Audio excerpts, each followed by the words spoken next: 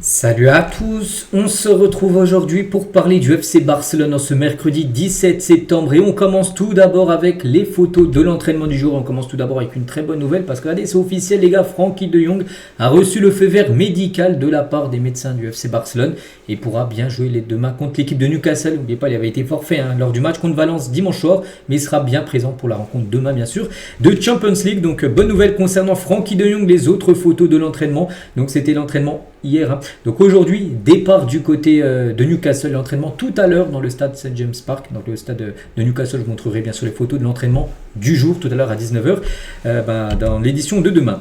Donc concernant Rafinha, tiens alors aussi du dernier entraînement, ou même Pedri bien sûr. Donc voici quelques photos. Et concernant le groupe convoqué bien sûr par Hansi Flick, donc à noter que Lamine Yamal n'est pas là. On peut voir voilà, que ce nom n'est pas là. Donc on se souvient, il avait déjà loupé le dernier match. Il n'est pas là. Donc concernant De Jong, bien sûr présent.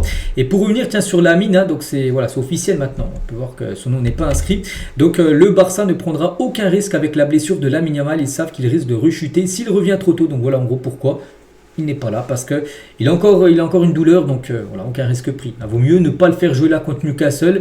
Que le faire jouer, imaginez une rechute, puis là c'est fini. Donc regardez, la blessure de Lamine Yamal est plus grave que prévu. Il est un sérieux doute aussi pour affronter Retafe dimanche, et aussi le Real Oviedo la semaine d'après. Donc il pourrait même louper ces deux rencontres-là, Lamine Yamal. Après il y aura encore un match contre la Real Sociedad, puis après ça sera le Paris Saint-Germain. L'objectif en gros, c'est de le faire revenir pour la rencontre contre le PSG le 1er octobre prochain. Donc là il pourrait louper encore 2 semaines de compétition. Donc oui, il y a pas mal de matchs qui pourraient louper. Le match demain, Retafe, Real Oviedo. Mais voilà, pas de risque pris. Et la pubalgie, parce qu'il a une pubalgie, Lamine Yamal, donc a commencé contre l'Levante, puis s'est éternisé contre le Rayo, où il jouait aussi blessé, puis à la pause internationale, où il a également joué blessé. Il a forcé, puis maintenant, c'est plus possible de jouer en gros. Donc c'est pour ça en gros que voilà, Lamine Yamal au repos. Voilà, oui, c'est plus compliqué bien sûr, parce que ça reste quand même un énorme élément bien sûr dans le secteur offensif, mais voilà. Prendre aucun risque bien sûr, parce que sinon là tu peux vraiment prendre un gros risque sur tout l'ensemble de la saison si tu le fais jouer bien sûr. Les prochaines rencontres, on lui souhaite bien sûr un bon rétablissement et ça fait la une du journal Mundo Deportivo aujourd'hui. Avec alerte bien sûr par rapport à Lamine Yamal.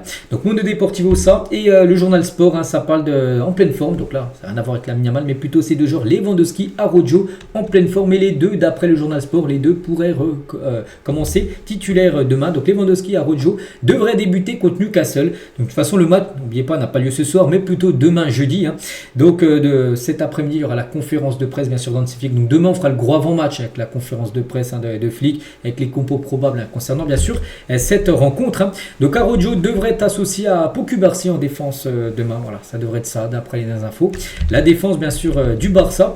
Il a noté que le nouvel attaquant de Newcastle, Nick Woltemade, à mesure 1m98. C'est qu'il a un grand gabarit, il est grand, il me fait penser un peu à Erling Haaland parce qu'il est grand, puissant, puis il marque des buts.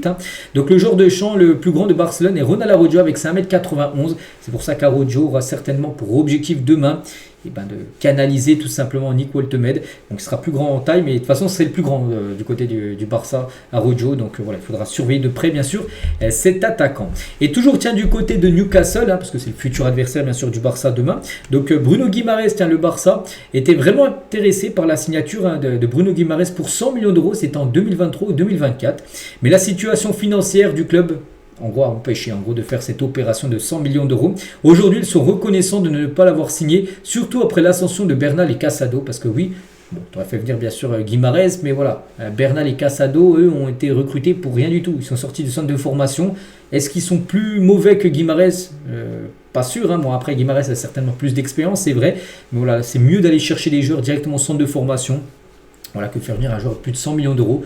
Bon, après, c'est qu'en 2023-2024, il y a des rumeurs concernant Guimaraes du coup qui n'est pas venu. Concernant le match de demain, c'est officiel également concernant le maillot. Hier ou avant-hier, j'ai dit peut-être le Barça devrait jouer avec son maillot de couleur orange, c'est officiel. Ça sera bien le troisième maillot là, de cette saison qui sera le maillot que les joueurs porteront pour cette rencontre. Donc Newcastle portera leur maillot, ce maillot-là, blanc et noir.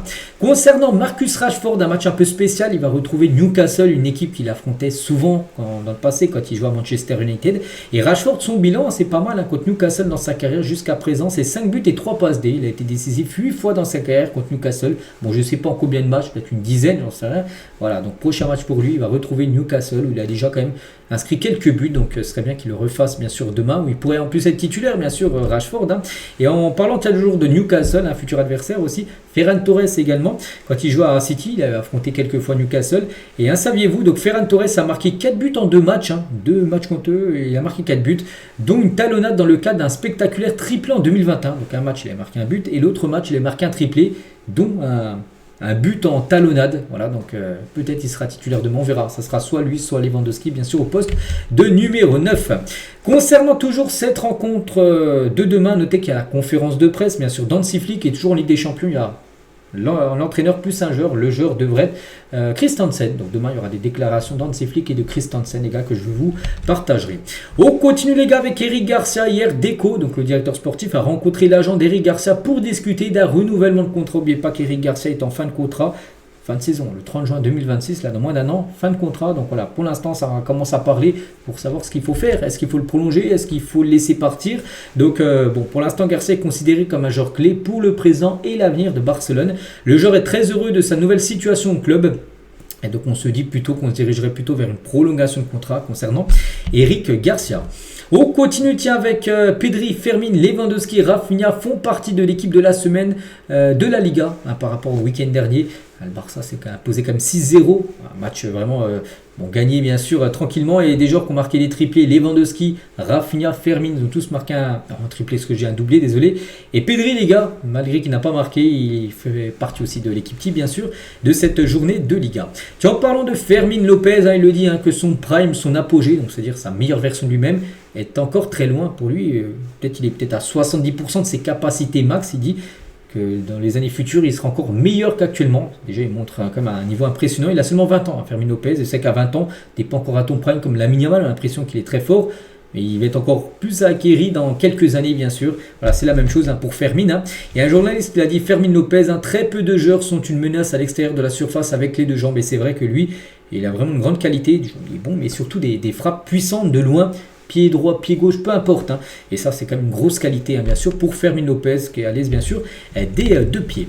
Une déclaration officielle du club par rapport au stade. On sait qu'on en parle quasiment tous les jours, voire tous les 2 jours, bien sûr, de ce stade, du Camp Nou. Donc, le club continue de travailler intensivement pour obtenir les autorisations administratives nécessaires à l'ouverture du Spotify Camp Nou dans les dates à venir. Donc, voilà, le Barça, il y a toujours des inspecteurs qui viennent régulièrement pour voir si c'est bon ou pas le retour, bien sûr, du club, du côté du stade, parce qu'il faut avoir de la sécurité, il faut voir que tout se passe bien sûr, il faut avoir des autorisations de la mairie, tout ça, et pour l'instant c'est pas encore ok.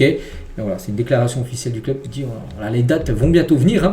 Et bon, pour le prochain match à domicile, Retafe, dimanche à Retafe à domicile, et le Barça Retafe se jouera au stade de Johan Cruyff normalement, de nouveau dans ce stade. C'était joué dimanche dernier le match contre Valence, donc ça sera dimanche soir à 21h, dimanche 21 septembre à 21h cette rencontre.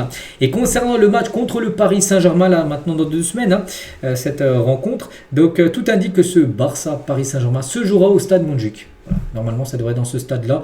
Ça ne sera pas au stade du Johan Cruyff. Voilà, c'est trop petit stade, bien sûr. Au Camp Nou, je crois que le Barça a pu jouer au Camp Nou avec une capacité de 20 000 places. Donc, autant aller jouer au stade Montjuïc avec une capacité de 45 000 supporters, ce qui est plutôt logique. Voilà, normalement, on se dirige vers un Barça PSG du côté de Montjuïc. Et on finit aujourd'hui, les gars, avec, vu que c'est le retour de la Ligue des Champions, enfin ça a commencé hier, ce soir et encore demain sera le Barça. Regardez les joueurs qui ont marqué le plus de buts en Ligue des Champions pour le Barça de tous les temps. Bon, sans surprise, le premier, Léo Messi, loin devant tout le monde, 120 buts en 149 matchs avec le Barça en Ligue des Champions. Donc ensuite, c'est Suarez, les gars, il a marqué 25 buts avec le Barça en 55 matchs. Rivaldo, il en a marqué 22. Neymar, il a marqué 21 buts en 40 matchs. Après, c'est Patrick Kluivert. Genre à l'époque 20 buts en 46 matchs. Donc voilà les 5 meilleurs buteurs du Barça en Ligue des Champions. Donc là je pense qu'il ne doit pas être loin. Là on ne voit pas. Peut-être Lewandowski, les Rafinha je pense en Ligue des Champions. Il doit peut-être une quinzaine de buts avec le Barça. Voilà, il y a peut-être des chances que peut-être quelques-uns dépassent quelques...